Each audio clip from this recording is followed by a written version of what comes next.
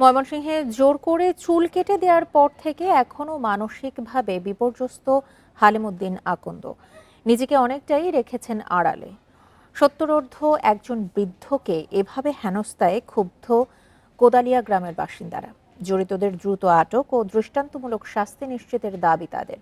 এদিকে ঘটনার video social মিডিয়ায় ছড়িয়ে পড়লেও অভিযোগের অপেক্ষায় পুলিশ।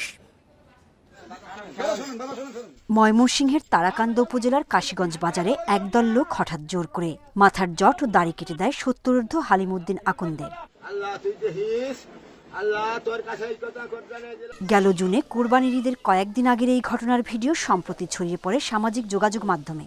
এতদিন পরেও ঘটনার ভয়াবহতায় মানসিক ধাক্কা কাটিয়ে উঠতে পারছেন না এই বৃদ্ধ। আমি শিক্ষা ডুকার হতাছি, আল্লাহ আল্লাহ করতেছি, এখন এটা করতে নেওয়া হতাছি বাদে নেওয়া এর যাতে আমার হলাই দিচ্ছে, হলাই দেওয়া পিছিয়ে আটটি নিয়ে আইবা বা হলাই দেওয়া বাদে আমার চুল কাটছে।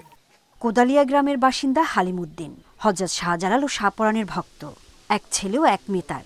স্বজন ও এলাকাবাসী জানান হালিমউদ্দিন পাগল বা মানসিক বিকারগ্রস্ত নন। প্রায় ৩৪ বছর ধরে তার লম্বা চুল দাড়ি দেখে আসছেন তারা। এভাবে তাকে লাঞ্ছনার ঘটনায় বিচার চান ক্ষুব্ধ এলাকাবাসী। আমার বাপের বাইরে নিয়ে আইরা তারা জোরপূর্বক চুলটা কাটছে। চুল কাটার পর থেকে আমার বাবা চলতে ফিরতে পারতেছে না। খুবই ভালো, কোনো খারাপ না। মানুষ বলতে পাগল, উনি আসলে পাগল না, চলাফেরা করে উনি ভালো, উনি উনার মতো চলে। কোনো মত বা ভিন্ন মত আপনি চাপাই দিবেন, এটা বাংলাদেশের সংবিধানেও নাই বা আমাদের কোনো আইনেও নাই।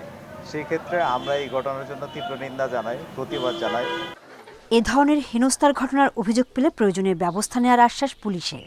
ভিকটিম পরিবার বা ভিকটিম সাথে যোগাযোগ চলছে, তাদের চাহিদা বা লিখিত অভিযোগের ভিত্তিতে আমরা ব্যবস্থা নিব।